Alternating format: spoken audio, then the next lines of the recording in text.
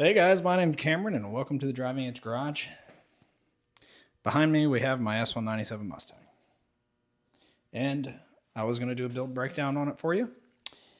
And I was going to put a new set of track wheels and tires on it because this is my main autocross car. But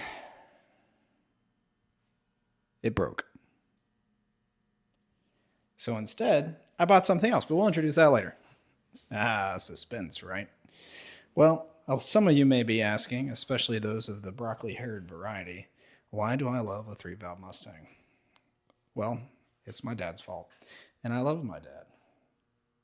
I love him a lot. But if you can't tell, I was bullied as a kid, and when these were new, he bought one to make me feel cool driving through the pickup line.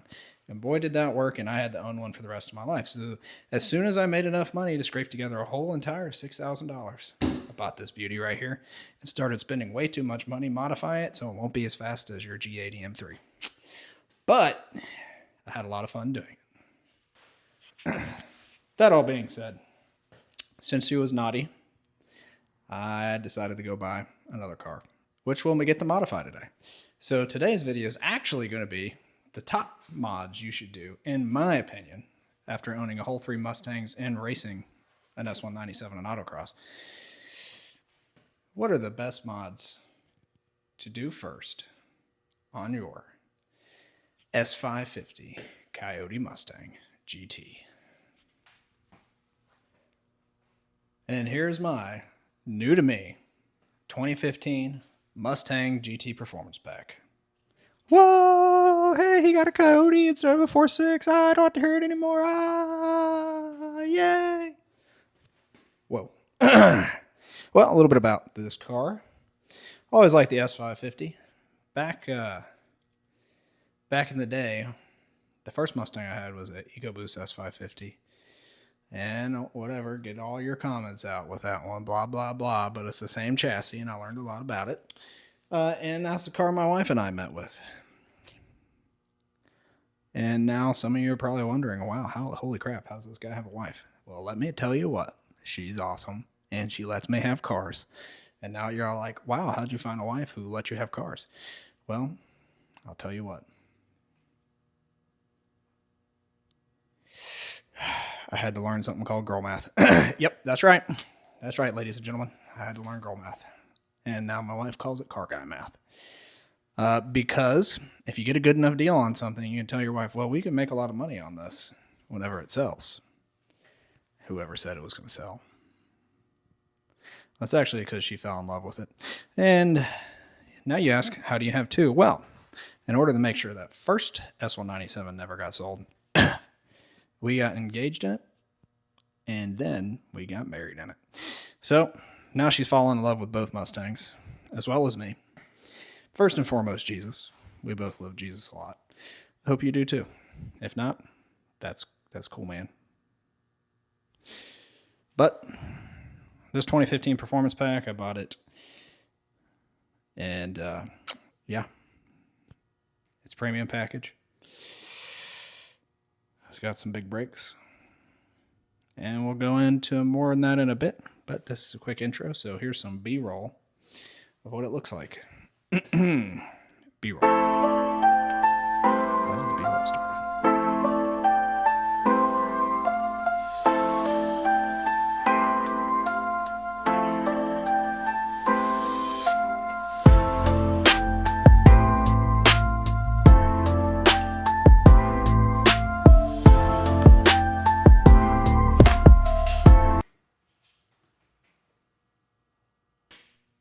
I can already hear the comment section. Why didn't you go to a pretty place to take a video of your car? And well, ladies and gentlemen, it's hotter than your mom on prom night outside. Not only that, I don't want you to know where I live.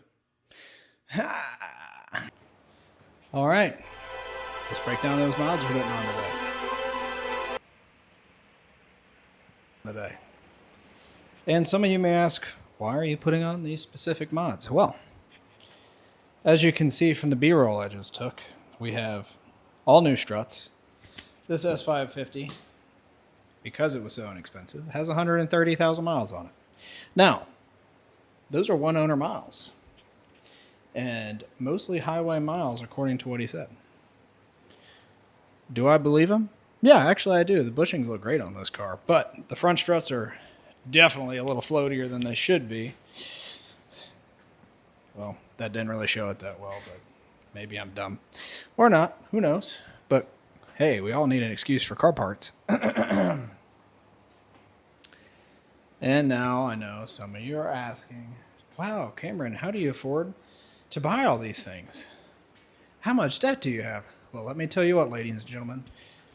This is all debt-free, Dave Ramsey approved. Actually, Dave Ramsey probably wouldn't approve my use of cash for this, but yeah, he's not my daddy. Needless to say, these cars really benefit from some basic maintenance. And when you buy a higher mileage car and you have to convince your wife about modifying it, if it's technically maintenance, it doesn't hurt as bad. It's a little easier to get that in. Get those parts purchased. So let me tell you, the maintenance will be completing today on my 2015 Mustang GT.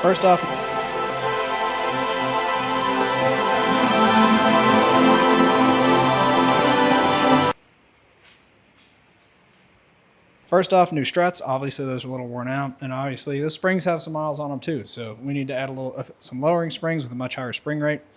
Little known fact is the 15 GT Performance packs didn't have quite as stiff of spring and strut as the 18s got, and the spring and strut that are on the GT Performance pack of the 15 to 17 model years actually the standard suspension that came on the base GTs starting in 2018. So we're automatically upgrading to the Ford Track Pack struts and springs. This should bring a substantial improvement to handling and reduce body roll, and my struts are a little wore out, so it's going to be way better anyway, and a reduction to wheel hop in the rear.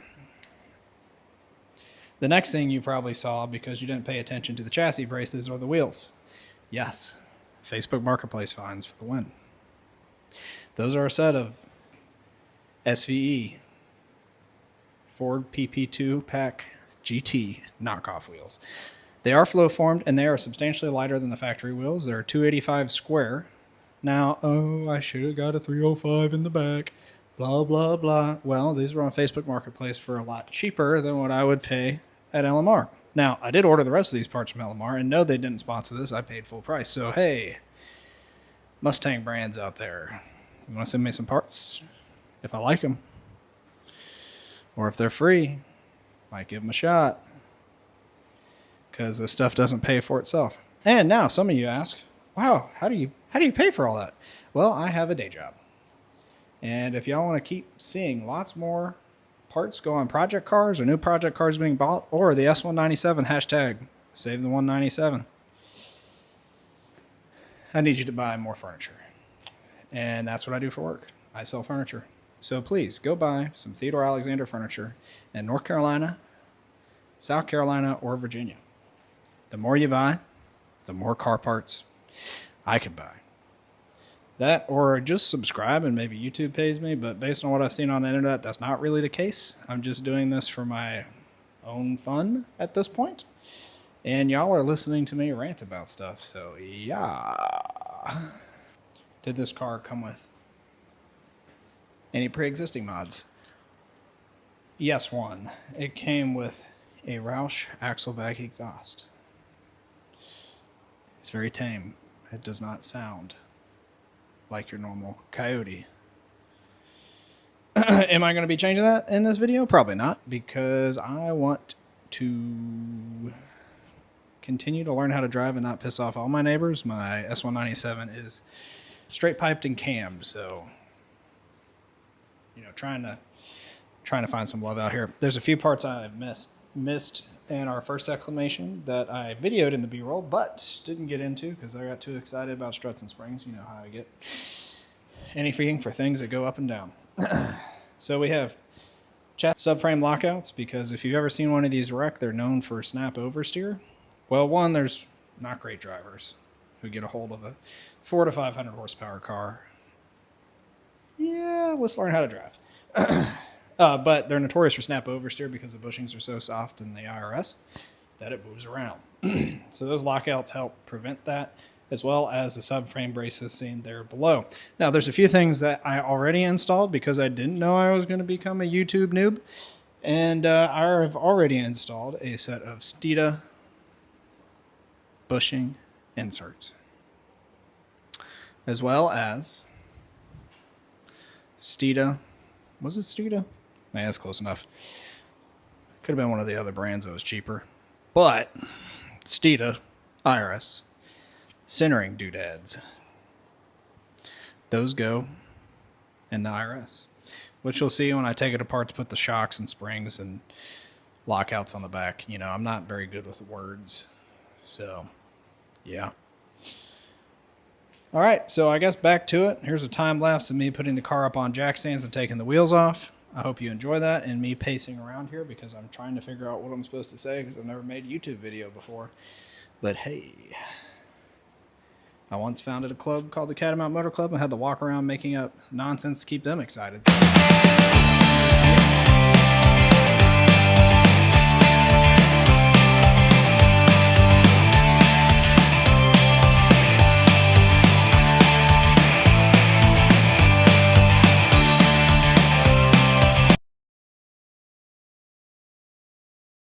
Alright guys, I wasn't going to film assembling these because it was supposed to be pretty easy, but it's not. You got to order a specialty tool called a strut socket off Amazon to do these. So I got it as tight as I can, but I'll put them in the car and torque it down tomorrow when the socket comes in.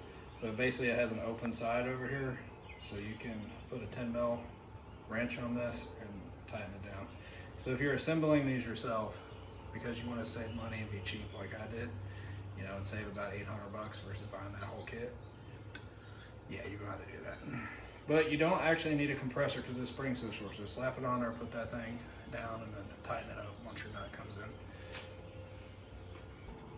All right, we'll start in the back, as you should.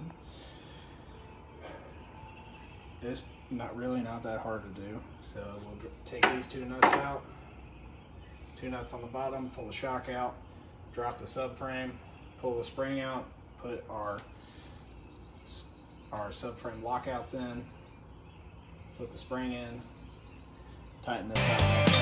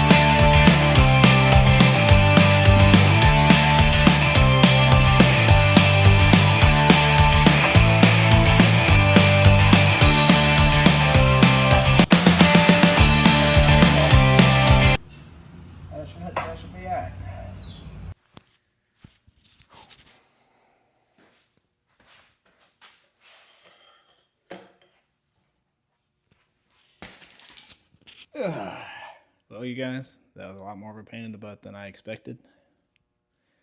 I don't have a fancy shop and lifts, and so about all we got accomplished in the past 4 hours is one shock, one spring, and the Steeda lockouts on one side. The Steeda lockouts are easy except for this one. I wouldn't do it the way the video says unless you have a new car with new bushings. My cars not have new bushings, so slide this in first. It spaces out the thing so the other one goes in easier. It spaces out the distance between. Maybe I should get the camera and show you. I don't know. I'm tired. So, guess throughout the week I'll slowly continue working on it. So, be prepared for different outfits. Yeah. Alright guys, I am back for day 2 of the Mustang project. A little sore. I'm getting old for working on a car on the ground. Yeah. So today we'll be finishing up the back of the car. We didn't get to the chassis braces on the other side since we still have to drop the subframe. So once we get this side done, we'll put the chassis braces on the back. There are a few things as I was reviewing the film from yesterday we missed showing y'all. So I'm going to try and provide a better look at those in this video, finishing up the other side. But otherwise, enjoy seeing the rear end of this thing get finished. One thing we should have done yesterday but didn't do is support the subframe before we dropped the subframe bolts out. So glad y'all are learning along the way that we are. So once you get these 2 bolts there and here dropped, then you can gently lower the subframe instead of dropping it all the way down like dingbats. But hey, y'all are probably learning too right now, so good little reminder in this video. Alright, now yesterday you kind of lost some of our video putting in these lockouts because we started really struggling with it. We kind of figured out a good method to it. So this chamfered bit here, it goes up because that seats inside the bushing spacing in there. Now in the Steeda video they put this in first, but I have a higher mileage car and these bushings aren't quite as perky as they used to be. So we found that once we put this one into place, it spaced it out enough that one would go in much easier. Now. All right.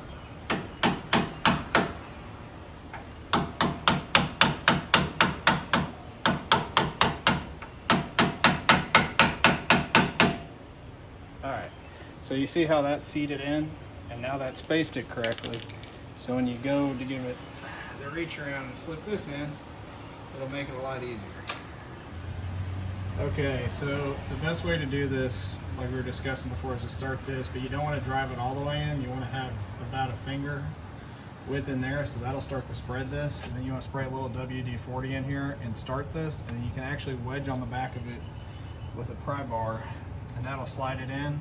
And then if you tap on the outside edge of this with a flat head from back here, it'll slowly spin its way around. And then once it's all the way around, you can drive this back into it, which I'll show here, and that'll seat it.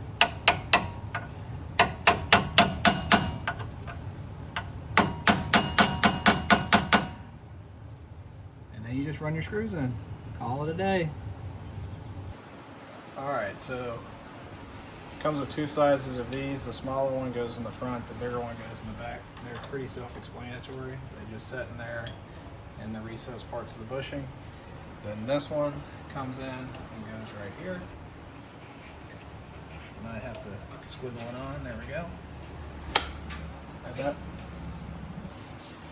Well, you should always have a buddy to help work on a project, but when you got to move a subframe and put in a shock around the same time, I mean, you don't have to, but buddy makes it more fun. What we're going to show you here is re-putting this in. There's 2 bolts on the bottom. You do not want to thread. You do not want to cross thread these. I can't tell you how many times in videos where people screw these up. So just be ginger getting this in. And so that's the nice thing about still having the subframe a little bit down, but still supported. Makes this easy to put on there, and then you can have your buddy on the subframe raise it up until it gets to the bolt holes there. And once that thing's pressed against that, you can put your subframe bolts back in, run those up, and then put the bolts in here.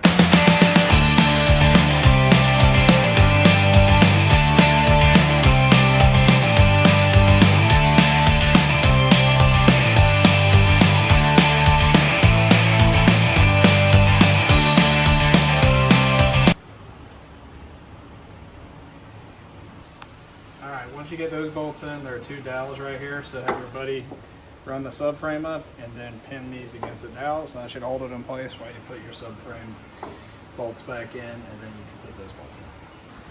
Okay, don't forget to torque your nuts once you're done with everything. I usually wait to torque it all up until we've got everything done in case we have to drop something back out, but everything's going in nicely and we're good to go. We learned a lot yesterday, so today went a lot faster.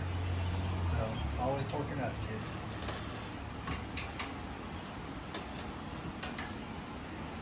The rear nuts or bolts are torqued to 129 foot-pounds. Alright, ladies and gentlemen, we've got the car back together as you saw earlier, and it's time for our chassis braces. This time, to speed up our filming process, we practiced on the other side so we know everything and where it goes. So you'll receive two of these size bolts. I believe these are 16s. There's a bolt pre-existing in the body. We reuse that, so you may have extra hardware. Keep that in mind. This is kind of a floating center bolt that goes here, so you'll put this up on the car and put that bolt in there first, which will show you. Then you have a square that slides on a slot that will show you. Short bolt with that, and then your tall bolt, which is an 18, like your nut. Use your impact.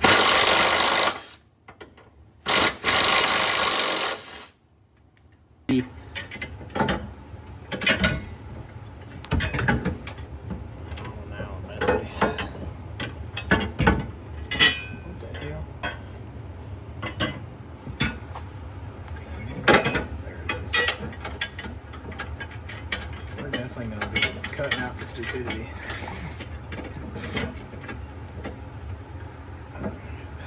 Alright.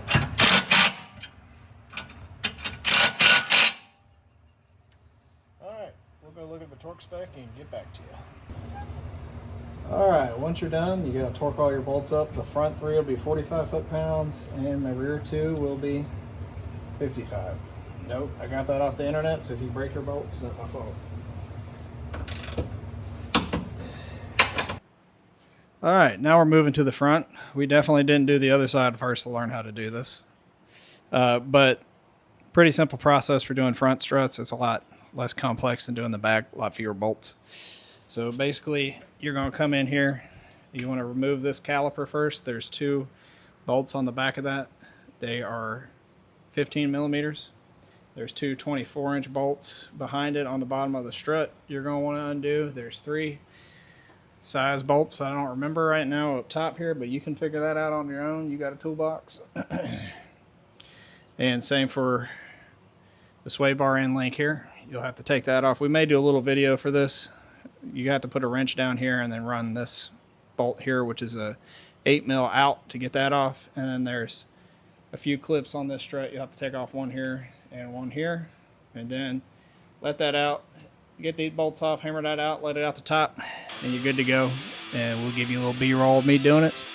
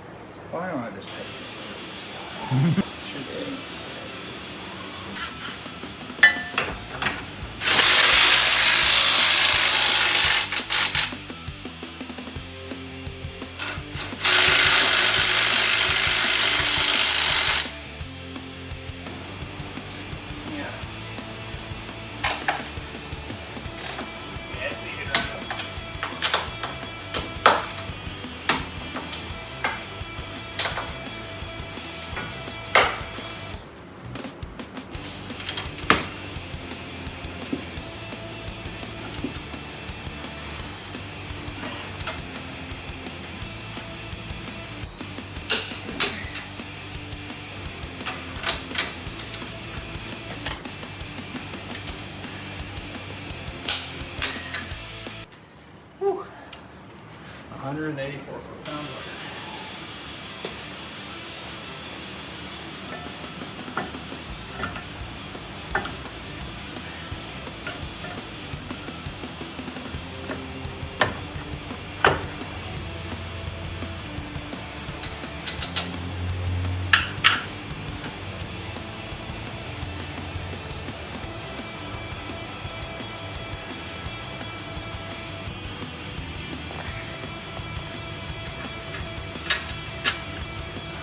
I come up foam pops every time I do that, so I broke something.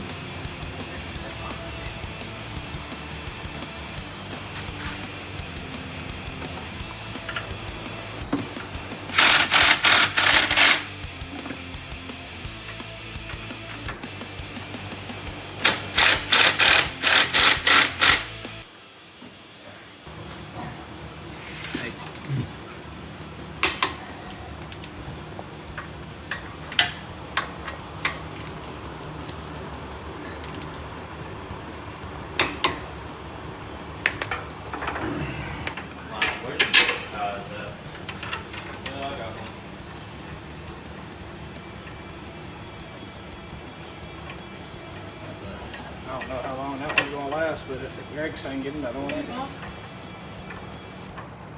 lasts plenty long enough. Let's put two.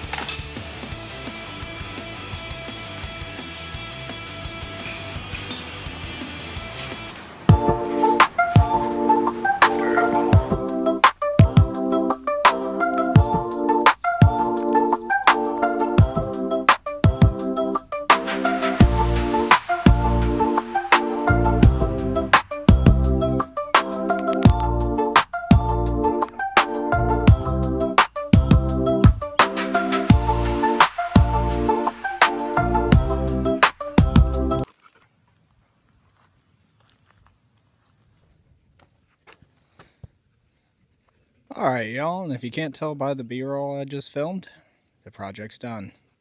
It's been a few days because I had to get it aligned and go test out some things, but let's get you a little update on how everything looks. I'm very happy with it. I think those wheels look beautiful. And the way it's set down about 1 inch. The rear's a smidge higher than I would like it to be, but it is what it is. I think it looks really nice. With the setup, it looks very much like a Performance Pack 2 vehicle, which is what I was going for. So, let's go over my thoughts on things. Alright, first things first, we'll start up front. I'm really happy with these SVE PP2 knockoffs. They're actually lighter than the wheels that came off the car, even though we're running a 285 up front. These came with a set of new Firestone Firehawks. I've gone out and pushed them on the roads a little bit. They're a little squealier than the PS5s I normally run. They're also a little noisier on the highway. But for the price, i.e. free, I have no complaints here. I think at limit driving, they're good, but I think you get what you pay for here. I've also come to realize it's time to do some pads and rotors on this car. Those are on order and will be a project in a future video. Really happy with the way the Ford Performance Track suspension rides the struts and springs. I mean, it rides, honestly, in my opinion, better than factory. So you get all the reduced body roll, the lower center of gravity, and the better looks without sacrificing ride quality. I know they mentioned that online, but I don't see it. It rides incredibly well. I'd say my only complaint with this package is I think the rear is a little higher than I would like it. I don't know if it quite came down a full inch. It's settled out for a few days and been aligned, so not sure what's going on there. The other thing I've noticed is since putting in those lockouts, there's a little more transition of, I guess you would say, NVH to the cab. Nothing crazy, but you do hear a little bit of whine here and there now. and a little bit more tire noise, but that just may be these less expensive tires. But hey, they'll be fun to burn off as time goes on and we continue working on our driver mod, because as Mustang drivers, we all got to keep doing that. The internet's roast us all the time. Let's all get better at driving, guys. Autocross events are cheap. Well, all I can say is thank you for watching. This is my first video out. Comment things we can improve. Hit the like if you like it. If you don't like it, leave a comment. Tell us what we can do better. First time at this, so trying to make content. Not really sure what I'm going to do, but I think I'm going to end every video with a little Bible verse and thoughts on it. And after that, I'll drop a link in the bottom to the Pursuit Church. And if you comment on any of their videos, any questions about the Christian religion, he'll make a video for it and reply for you, if he can keep up with it. For y'all, we'll discuss a little bit about future videos. I just sold my Austin Healey, so I have some more car part money now. So I've ordered brakes for this car, so we're going to see a pad and rotor upgrade on the 550. And then I'll probably do a video on what's broken on the 197. And I'll do a video of how we're fixing it. That is to come. I'll also probably do a driving impression video on the Mustang. I'm very happy with it, but I don't have any good roads to really show you how much better it is. And then maybe we can do a comparison of the 550 versus the 197. So those are videos to come, and we'll see if some of my other car guy buddies jump in with their builds. Rock and roll. Hey y'all, and welcome to this week's devotional. I'm going to try and do this once a week. I got a lot of inspiration for this from Magna Cars and VinWiki and some of the other guys who talk about their faith online. And God's made a big difference in my life, and he saved me from so much. So I just thought I'd share it with you. Maybe it helps you, maybe it doesn't. If you don't walk with the Lord, or you don't believe in Christianity, that's okay, but I encourage you to read the texts from this religion or any religion and just compare all of them. West Huff has a lot of really good conversations on that. And if you have any questions from this, I'll be linking the Pursuit Church Ministries YouTube below. And James, who is their pastor, if you comment on any of his videos questions, he'll give you an answer or make a video answer reply for you.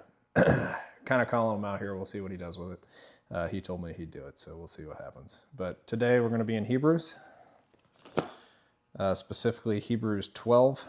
It's one of the few verses in the Bible that talks about racing, so I thought it'd be a good way to start. Therefore, since we are surrounded by such a huge crowd of witnesses to the life of faith, let us strip off every weight that slows us down, especially the sin that so easily trips us up, and let us run with endurance the race God has set before us. So just like in the car world, when you want to reduce weight from your car to make it go faster on track, also in your own life, the sins we face add so much weight to us. I know for me personally, in all of my struggles, as I started walking away from them, I noticed depression and anxiety started to leave my life. And just a light started coming more through me, allowing me to run my race better and walk closer to God. So the second verse in this is we do this by keeping our eyes on Jesus, the champion who initiates and perfects our faith. Because of the joy awaiting him, he endured the cross, disregarding its shame. Now he is seated in the place of honor beside God's throne. Man, so what does that mean? Jesus Christ, our champion. Well, there's some depth in that. In the Christian faith, it's the battle of good versus evil, which you see in everywhere in life. And so there's an enemy that Christ came to fight against, and Christ came to do that by sacrificing himself for all of our sins, so we did not have to pay that price, the price that the enemy wants us to pay. And that is why he is our champion. He came and gave it all for us and fights for us daily in the war we live in. And he wants to do that for you. I tell you what, if someone coming to die for me, I just so much respect for that, and so much for how he has changed my life personally, and how interaction has been with him from that. That was just short and sweet today. If you have any questions, just I'll leave the link below and go drop it on the Pursuit Ministries most recent video in the comment section. I'm not a pastor. I'm just a guy. So if that wasn't deep enough for you, go over there and he can give you some more depth. But you'll hear a little more of my story as time goes on. Thank you so much, and I hope you have a great week. Until next week's video. Oh, hold on. I'm back. I thought we should end today in a little prayer.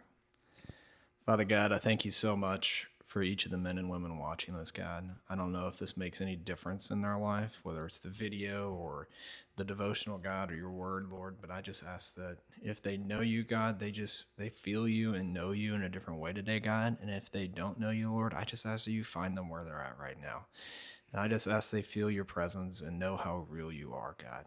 Lord, I'm so thankful for each of them. I'm so thankful for this car hobby you've given us. I'm so thankful for the blessing and the opportunity you've given me to have this car hobby selfishly and now be able to use it for the kingdom, God, and make it something that's no longer a selfish hobby for me, something for you, God. Lord, use this channel for your will, Lord, and may every word we speak, God, stay in line with where you're calling us to go, Lord. Thank you so much for who you are, God. Lord, we know we're imperfect, Lord, but I just love pursuing you every day. I ask this in Jesus' name. Amen.